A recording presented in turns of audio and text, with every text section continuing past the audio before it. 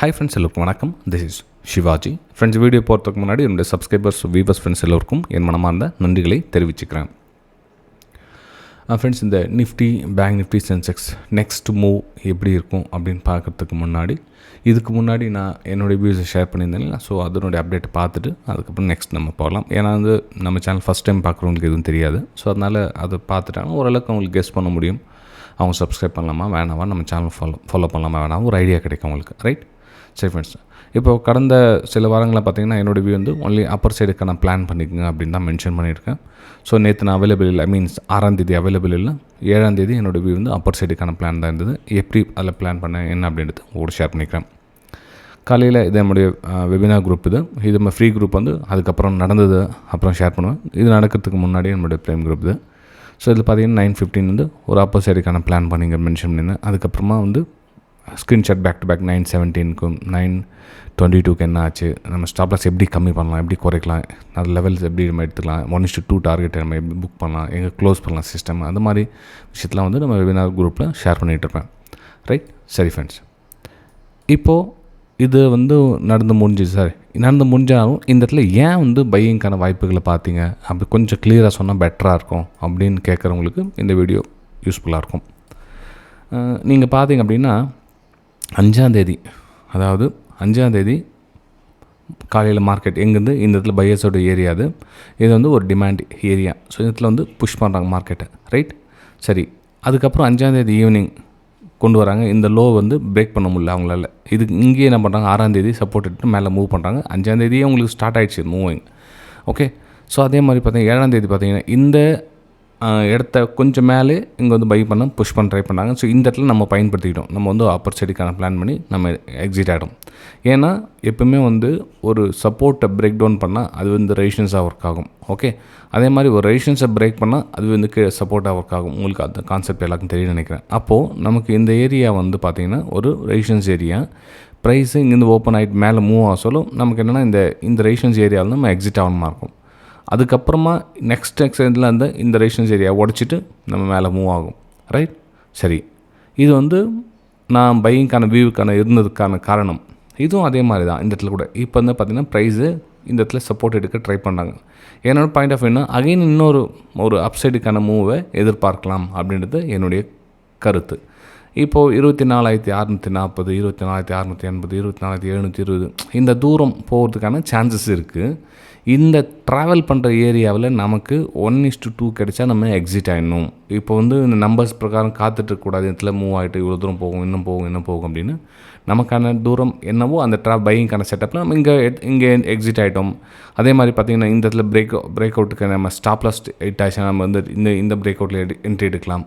அதே மாதிரி இதுக்கு முன்னாடி ப்ரீவியஸ் அப்பர் சைடுக்கான பிளான் பண்ணால் நம்ம எப்படி இந்த இதில் என்ட்ரி எடுக்கலாம் அப்படின்ற விஷயத்த உங்களுக்கு அந்த மார்க்கெட் ஹவர்ஸ்லேயும் உங்களுக்கு நான் ஷேர் பண்ணிட்டு தான் இருக்கேன். எங்கே எக்ஸிட் ஆகும், மெயின் என்ட்ரி ஆகிறத விட எக்ஸிட் ஆகிறது எந்த பாயிண்ட் ஆஃப் வியூ தெரிஞ்சுக்கணும் நம்ம. ரைட்டுங்களா? சரி, அப்போது நிஃப்டி 50ல் பையிங்கான வியூ தான் சொல்கிறீங்களா சார் உங்களோட வியூ அப்படின்னா, எஸ், கண்டிப்பாக என்னோடய வியூ பையிங்கான வியூ தான். செல்லிங்கான வியூ அப்படின்னா ஏன்னா ரெண்டு இடத்துல ஸ்ட்ராங் சப்போர்ட் இருக்குது. ஸோ அதனால் இந்த இடத்துல செல்லிங்கான வியூ எனக்கு கிடையாது.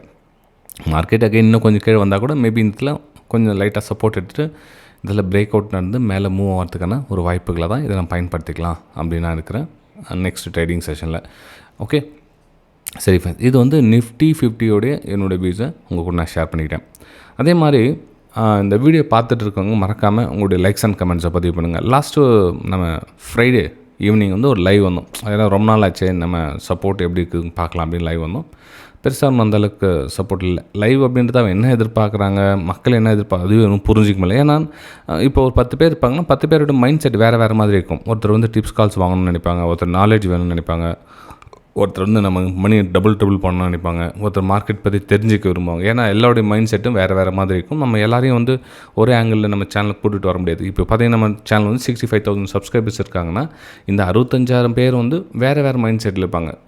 ஒரு அவங்களுடைய சுச்சுவேஷன் வேறு மாதிரி இருக்கும். ஸோ அதனால் மைண்ட் செட்டு நம்ம சேனலுக்கு சேர்ந்த மாதிரி இருக்கிறவங்களுக்கு அதிகமாக இருந்தால் நம்ம லைவ் வரலாம் அப்படின்றதுக்காக நம்ம ஒரு ஃப்ரைடே வந்து ஒரு லைவ் சும்மா டெமோ மாதிரி பண்ணேன். ஒரு அட்லீஸ்ட்டு ஒரு 200 லைக்ஸ், நான் என்ன சொல்கிறேன்னா அதிகமாக கூட வேணாம், ஒரு 200 பேர் அந்த லைவில் இருந்தால் கூட போதும். நம்ம வந்து ஒரு ரன் பண்ணிடலாம். சும்மா 50 பேர் 20 பேர் அப்படின்னா அந்த எஃபர்ட்டுக்கான வேல்யூ இருக்காது. அதனால தான் வந்து கொஞ்சம் வெயிட் பண்ணிகிட்டு இருக்கேன் லைவ் வரலாம் அப்படின்னு. ஸோ 200 லைக்ஸ் நம்ம எவ்ரி வீடியோக்கு நம்ம சொல்லாமல் லைக் பண்ணுங்கன்னு சொல்லாமே அவங்க 200 லைக்ஸ் நம்ம ஸ்டார்ட் பண்ணிட்டாங்க அப்படின்னா கண்டிப்பாக நம்ம லைவில் வரலாம் ஃப்ரெண்ட்ஸ். ரைட், சரி. அதே மாதிரி இன்னொரு விஷயம் சொல்கிறேன் கேட்டுங்க. தயவு செஞ்சு ஸ்டாப் லாஸ் போடுங்க. ஸ்டாப் லாஸ் போடாமல் ட்ரேடே எடுக்காதீங்க.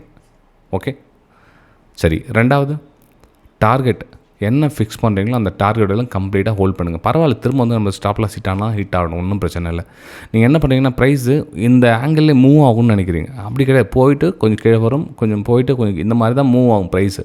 நீங்கள் கீழே வர சொல்ல பயந்துட்டு அங்கேயே பாதியில் கட் பண்ணுறது இந்த மாதிரி பயந்து கீழே வரும். அப்போது உங்களுக்கு அந்த ப்ராஃபிட்டில் ஹோல்ட் பண்ண தைரியம் வராது. ஏன்னா ப்ரைஸ் மேலே மூவ் ஆகுன்றது நம்பிக்கை உங்களுக்கு வரல. இப்படியே வந்து கீழே எஸ்எல் ஹிட் ஆகிடுச்சுன்னா என்ன பண்ணுறது அப்படின்னு. எஸ்எல் ஹிட் ஆகும் தான், ஹிட்டாக அக்செப்ட் பண்ணிங்க. நமக்கு தேவையான எஸ்எல்ல தயவு செஞ்சு கொடுங்க. அப்போ தான் மார்க்கெட் உங்களுக்கு கொடுக்கும். தேவையில்லாத லாஸை தான் நீங்கள் எடுத்துக்கிறீங்க. இப்போது மார்க்கெட் இன்னும் 10 ரூபா உங்கள் வீட்டில் ஸ்டாப் லாஸ் கேட்குது அப்படின்னா நீங்கள் அதை அவாய்ட் பண்ண ட்ரை பண்ணிவிட்டு 100 ரூபா லாஸ் கொடுக்க ரெடியாக இருக்கீங்க. ஆனால் அதே சமயத்தில் மார்க்கெட் உங்களுக்கு 100 ரூபா ப்ராஃபிட் கொடுக்க ரெடியாக இருக்குது. ஆனால் 10 ரூபா ப்ராஃபிட் பண்ணோன்னே எக்ஸிட் ஆயிருங்க. கொஞ்சம் இந்த விஷயம் ரொம்ப முக்கியமான விஷயம், கொஞ்சம் புரிஞ்சுக்க ட்ரை பண்ணுங்கள். நீங்கள் உங்கள்கிட்ட மார்க்கெட் 10 ரூபா ஸ்டாப் லாஸ் கேட்குது, நீங்கள் கொடுக்க மாட்டேன் அப்படின்னு சொல்கிறீங்க. மார்க்கெட் 100 ரூபா எடுத்துக்குது. அதே மாதிரி டார்கெட் போக சொல்ல பார்த்தீங்கன்னா அந்த 100 ரூபா டார்கெட் கொடுக்க காத்துட்டு இருக்குது மார்க்கெட். ஆனால் நீங்கள் என்ன சொல்கிறீங்கன்னா 10 ரூபா எனக்கு போதும் அப்படின்னு நீங்கள் எடுத்துக்கிறீங்க. அப்போது இந்த மாதிரி மைண்ட் செட்டுக்கு சொல்ல உங்களால் ட்ரேடிங்கில் எப்படி சர்வைவல் பண்ண முடியும்? ஓகே, புரிஞ்சுக்க ட்ரை பண்ணுங்கள் அட்லீஸ்ட். இல்லை நெக்ஸ்ட் நம்ம பேங்க் நிஃப்டி போகலாம். பேங்க் நிஃப்டியில் என்ன சார் உங்களுடைய பிளான் அப்படின்னு பார்த்தீங்கன்னா, என்னுடைய பிளான் பேங்க் நிஃப்டியில் ஸ்டில் வந்து ஒரு அப்பர் சைடுக்கான ஒரு பிளான் தான் பண்ணிகிட்ருக்கேன். டவுன் சைடுக்கான பிளான் இல்லை. ஏன் சார் அப்பர் சைடுக்கான பிளான்? ஆஸ் யூ சொன்னது உங்களுக்கு பையர்ஸ் சப்போர்ட் இருக்காங்க, ப்ளஸ் 200 EMA லைன் மேலே இருக்கிறதுனால ப்ரைஸ் இதெல்லாம் வந்து இந்த கரெக்ஷனில் வந்து நான் உங்களுக்கு தெரியும் மார்க்கெட் மேலே அப்டெண்ட் போக சொல்லி இந்த கரெக்ஷனில் ட்ரேட் பண்ணுற ஆள் கிடையாதுன்னு கொஞ்சம் வெயிட் பண்ணி நம்ம எடுக்கலாம். இதில் வந்து 2 மார்க்கெட் மேலே ஸ்ட்ரக்சர் போக சொல்லுவோம், நான் இதுலேயும் சம்பாதிக்கணும் 4 பக்கம் நான் வருமானம் பார்க்கணும் அப்படின்னா எனக்கு மேபி அந்த கெப்பாசிட்டி இல்லாமல் இருக்கலாம். அதனால் நான் வந்து ஒன்லி டைரெக்ஷன் கூட ட்ராவல் தான் நான் எடுத்துக்கேன். மார்க்கெட் மேலே போகுது அப்படின்னா என்னுடைய பிளான் என்ன, ஒன்லி இதில் மட்டும் என்னால் ஒர்க் பண்ண முடியும். ஓகே, இதில் என்னால் ஒர்க் பண்ண கொஞ்சம் டஃப்பாக இருக்குது அப்படின்றப்போ பரவாயில்ல, அவாய்ட் பண்ணுறதுல தப்பு கிடையாது. ஸோ அதே மாதிரி கான்செப்ட் தான் இந்த 200 EMA லைனுக்கு மேலே இருக்கிறவங்களும் என்னோடய வியூனா கொஞ்சம் அப் சைடு போக சொல்ல இந்த மூமெண்ட் நம்ம கேட்ச் பண்ணிக்கிறது பெட்டர். ஸோ இந்த மூமெண்ட்டை கேட்ச் பண்ணலாம். ஸோ இந்த மூமெண்ட் ஆஃப் காலையில் ஃபாஸ்ட் மூமெண்ட்டை கேட்ச் பண்ணிக்கலாம். இந்த கரெக்ஷனில் எனக்கு கொஞ்சம் ஒர்க் பண்ண டஃப்பாக இருக்குது சொல்ல நம்ம அதை அவாய்ட் பண்ணிடலாமே. ரைட், சரி ஃப்ரெண்ட்ஸ். அப்போ நாளைக்கு பேங்க் நிஃப்டி என்னோடய வியூ பிரகாரம்னா மார்க்கெட் கொஞ்சம் சஸ்டெண்ட் ஆகிடுன்னு ஒரு பிரேக் அவுட்டுக்கான வாய்ப்புகள் பார்த்து இந்த ஏரியா மூவ் ஆக சொல்ல நமக்கு 1:2 டார்கெட்டில் வெளியே வரலாம் அப்படின்னு பிளான் பண்ணியிருக்கேன் பேங்க் நிஃப்டியில் கூட. ரைட்டுங்களா? சரி, இப்போ நெக்ஸ்ட்டு சென்செக்ஸ் சார் அப்படின்னா சென்செக்ஸ் கூட அதே தான். உங்களுக்கு இந்த சப்போர்ட் பிரேக் அவுட் ஆகாதவர்களும் எனக்கு எந்த பிரச்சனையும் கிடையாது. ஒன்லி ஃபார் அப்பர் சைடுக்கான பிளான் தான், டவுன் சைடுக்கான பிளான் எதுவும் கிடையாது. மார்க்கெட் கீழே வந்துடுச்சுன்னா கூட என்னோடய வியூ வந்து சேல் சைடு கிடையாது. போட்டோம் பரவாயில்ல, மார்க்கெட்டு எவ்வளோ தூரம் போதோ கீழே போடும். ஆனால் ஒன்லி ஃபார் அப்பர் சைடு ஒரு டபுள்யூ பேட்டர்ன் மாதிரி ஒரு பிரேக் அவுட் நடந்தது அப்படின்னா திரும்ப வந்து ஒரு அப்பர் சைடுக்கான ஒரு பிளான் பண்ணி நம்ம எக்ஸிட் ஆகலாம் ஃப்ரெண்ட்ஸில். ரைட்டுங்களா? சரி ஃப்ரெண்ட்ஸ், ஞாபகம் இருக்கட்டும், மறக்காமல் உங்களுடைய லைக்ஸ் கமெண்ட்ஸை பதிவு பண்ணுங்கள். நம்ம அடுத்த வீடியோ சந்திக்கலாம். தேங்க்யூ.